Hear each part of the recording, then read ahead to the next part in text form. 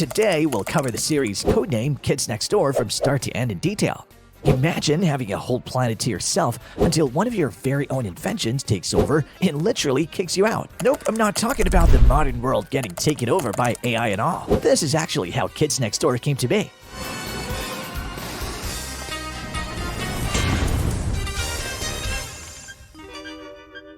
Fall of Kids Earth. You see, literally, the Earth was only populated by kids. It was like a dreamland for them with everything a kid could wish for. No rules, unlimited nap times, nobody to nag or dictate. All the kids did was live in these massive, cool tree houses playing all day long. They had a blast out of life. But as the saying goes, the attention span of a 2-year-old, they eventually got bored and needed something cooler. So these tiny scientists had a wild idea. They've created the first ever adults by combining these strange ingredients. To them, these grown-ups were funny-looking versions of themselves, just a tad chubbier and taller so they could do stuff like give them horseback rides and all. They dressed these grown-ups in silly outfits and gave them hilarious names, all for good laugh. But the thing was, they disrespected them and there was bound to be a lashback. So at first, everything seemed awesome. The adults literally became their slaves, helped out with work and play, and made them peanut butter sandwiches while the kids cranked around. Until one of them, Mr. Wigglestein, refused to give an abusive kid his horsey time. And not just that, but the man also unleashed a kid's greatest fear, the spank. A moment of mourning for the kids that deserved it. Now, that made the relationship between kids and adults turn sour, and as punishment, the adults were sent packing and went on to form their own thriving societies. Only they invented stuff like cheeseburgers, sweets, candies, and above all, toys. All the things that made the kids drool, and of course they demanded money for it. With that, the tables turned, and it was now the kids laboring for these sadistic adults to be able to buy toys and junk. Well, that didn't sit well with the kids for too long, and ultimately, a war between the two broke out. The kids' attack plan was to wipe out the adults' primary source of energy, the coffee. And so they went ahead and bombed every single coffee shop. This pissed off the adults and they retaliated with a very first timeout. They raided the tree houses with these massive spanking machines and took them all down. With nowhere to go, the kids shot off to the moon where they'd try to go back to their careless and free days. Yet as time went on, the kids missed Earth and the adults too missed them. The idiots were getting bored with nobody to terrorize after all.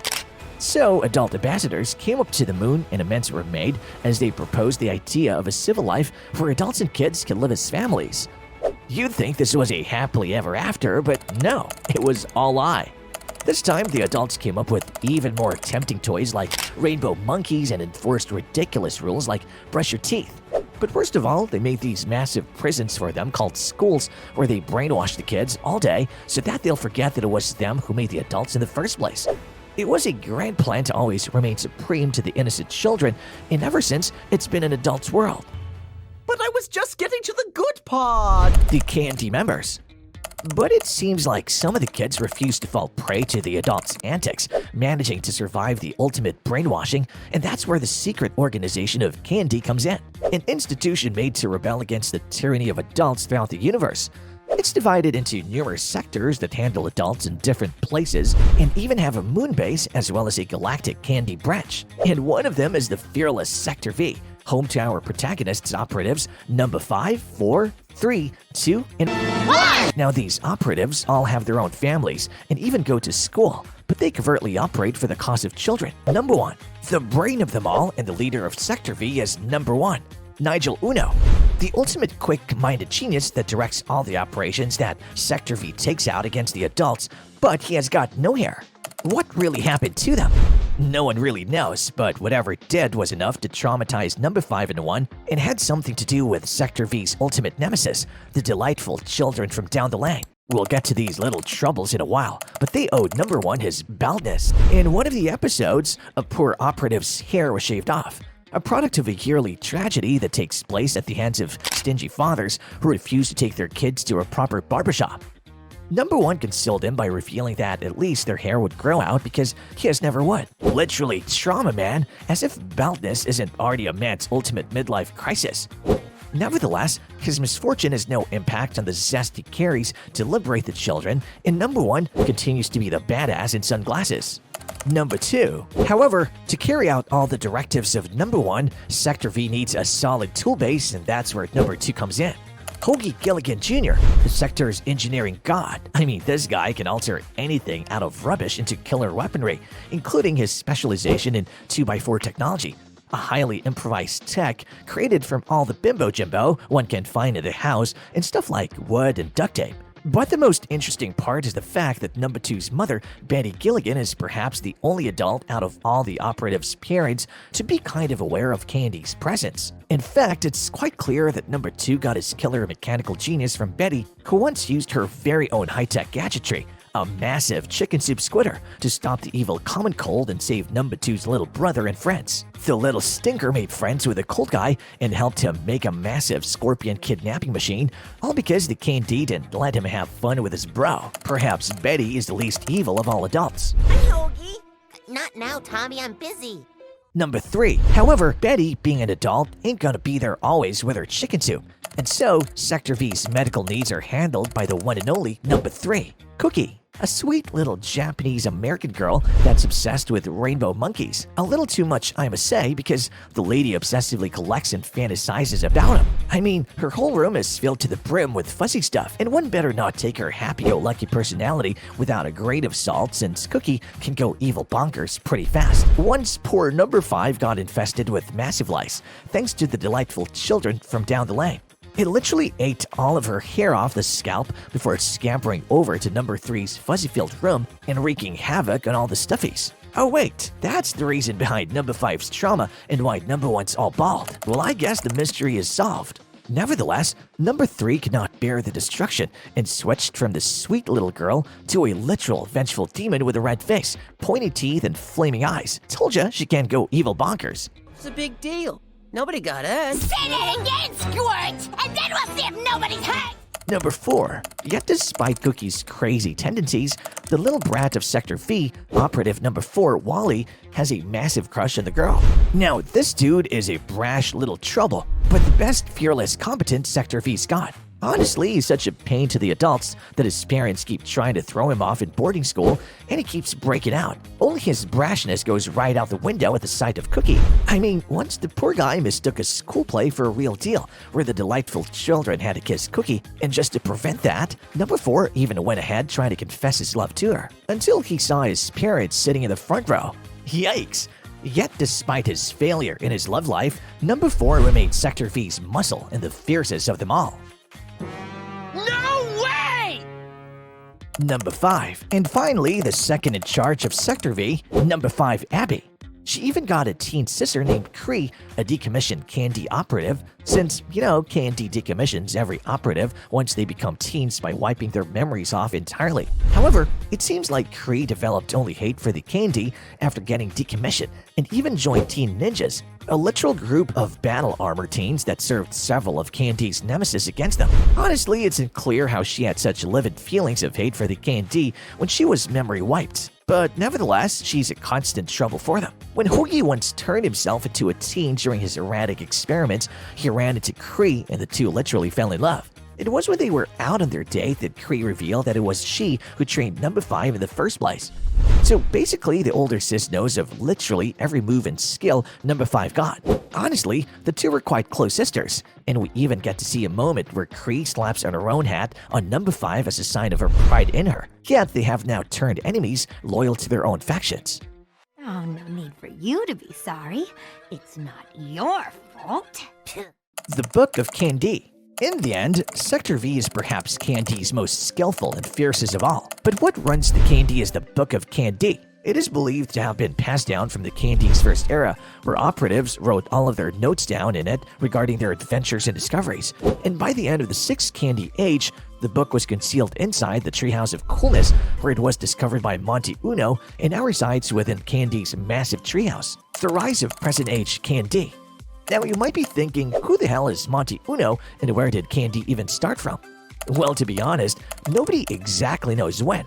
But the present-age Candy took birth when there once ruled the most evilest and most powerful adult of all, Grandfather. He ruled the world and made all kids, including his own Monty and Benedict, work as slaves in tapioca factories. Only one day, his eldest son Monty had enough and runs away together with Benedict. However, unlike Monty, Benedict was beyond terrified at the thought of what their pappy might do if he caught them, to which Monty only replied back saying that they had been slaving away like animals for 1,100 days now. All their pappy did was dictate and abuse them like an evil sore thumb. The two climbed up a tree, escaping as Benedict complained, and that's when Monty wished to fight back. As if a miracle was awaiting him, a secret chamber to the tree opened, revealing the very book of candy and the 2x4 technology, complete with all the directions and instructions that Monty needed to use the tech to rebel against his pappy's tyranny. And so he did. The book inspired him to fight back, and with that, Monty became the very first present-age candy operative, numbuh, giving the organization a restart. Only his measly little brother went all scaredy-pants and refused to be any part of it, classically believing that Monty had zero chances against Pappy.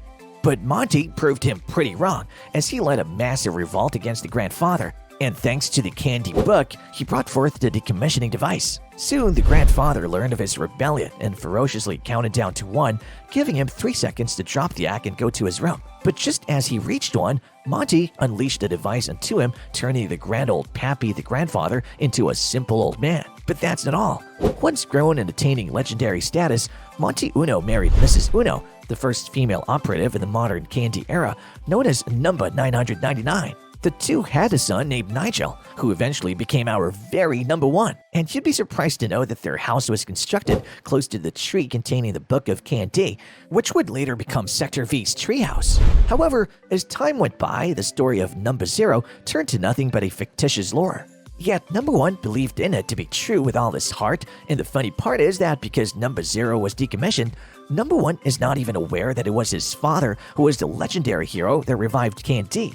Does the phrase number 0 mean anything to you? Oh, I know! This is some sort of word game, isn't it? However, remember Benedict? Well, yeah, that guy didn't just remain measly. In fact, he grew up to be the Candy's arch-rival and the next big evil after Grandfather, known as the Father, a cynical evil man with glowing eyes and energy so dark that he sports a cryptic darkness in his evil form. This guy is basically behind all the enemies that come after Sector V. He's the one mentoring them, hiring them, and sending them after the kids, and only when his little critters can't do much does he step out. And God, when he does, it's ugly. I'm your dad's brother, Benedict. Your uncle! My uncle! The delightful children from next door. One of his very creations are the delightful children from down the lane. Yep, that's right.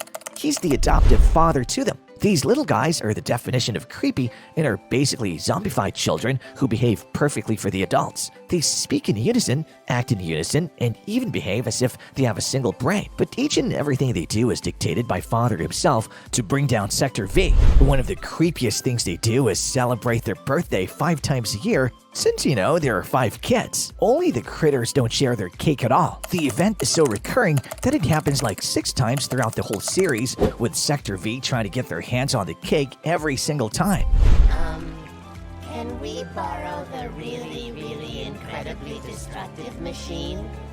Pretty please? The Cake Saga. The first time Sector V tries to crash in, it's basically a loss for both parties since this cute little girl got pretty angry. Well, the thing is, she can turn into this crazy hulking teen called the Big Badolescent, and once triggered, she literally sent the cake smashing. The second time they crashed in, Sector V actually fell trapped to the delightful children, thinking that the lowlives were making a whole stadium worth of kids watch as they eat the cake by themselves. Only the kids were holograms, and the children even bribed number 1's girlfriend Lizzie to dress up as them and fool him. But in the end, Sector V won when Lizzie, out of guilt, crashed into the cake, sending pieces of it flying for all the kids to devour. And yeah, the stingy, delightful children had a good cry. The third time, the children tried having a birthday in an abandoned castle.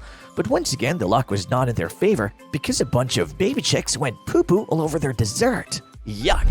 The fourth time was a bit creepy because this time, Father intended to literally bake all the kids into a cake. And though Sector V failed in stealing the cake away from the delightful children, they did end up saving all the kids' lives. The fifth encounter literally takes place in outer space when Sector V tries to find the ultimate ice cream cake recipe, which is supposedly better than the delightful children's cake, and they do manage to get their hands on it until the toilet man literally flushes it all away. In the sixth one, the delightful children finally have a win, all because they managed to trick number 2 into literally delivering the cake to them himself.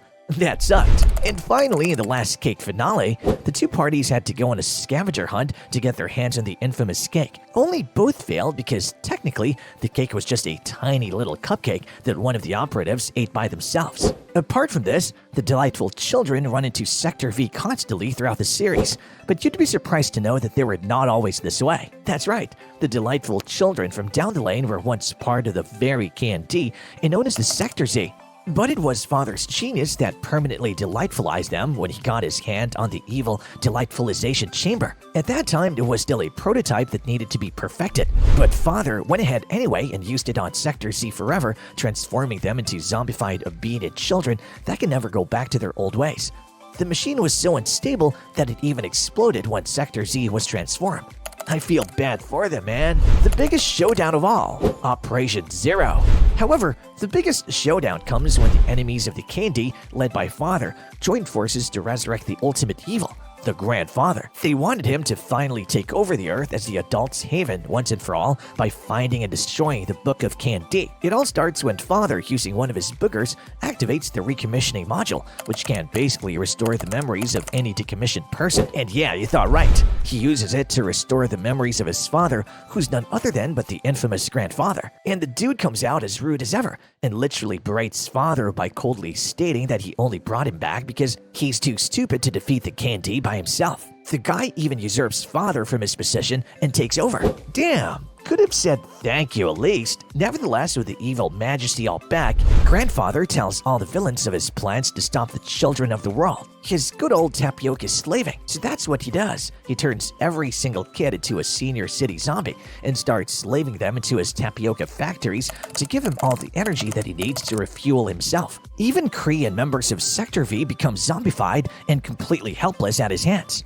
All except number 1, who desperately begins to track down number 0 in hopes of recommissioning him with a K&D tracker. The dude is in for a real shocker when he finally tracks number 0 to his very own home and comes to the shocking realization that his father is number 0. After entering the treasure chamber of coolness, number 1 immediately recommissions number 0 with a recommissioning module and informs him about Grandfather's plans and the status of the entire world. And you'd be surprised to know that even Father agrees to help, admitting that he totally regrets reawakening Grandfather. Luckily, he realizes how much of a jerk he is in addition to being evil. Yeah, Babe could have thought that earlier. However, not just that, but once number 1 uses the module on the delightful children, he also finds out that they are the actual missing Sector Z. This is literally the first time where K&D's biggest enemies come on the same page to destroy a bigger nemesis. And soon, number 1 and Sector Z make their way to help the zombified Sector V, while number 0 and Father stay behind to face Grandfather. Only while helping Sector V,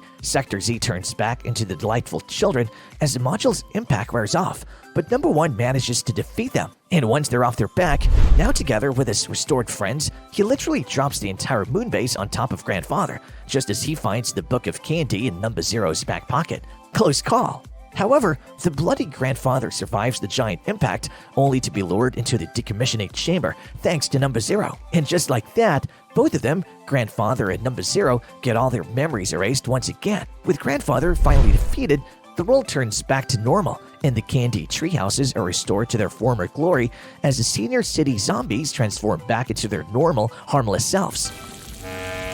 I hate everyone. So, this was the entire timeline of Codename Kids Next Door.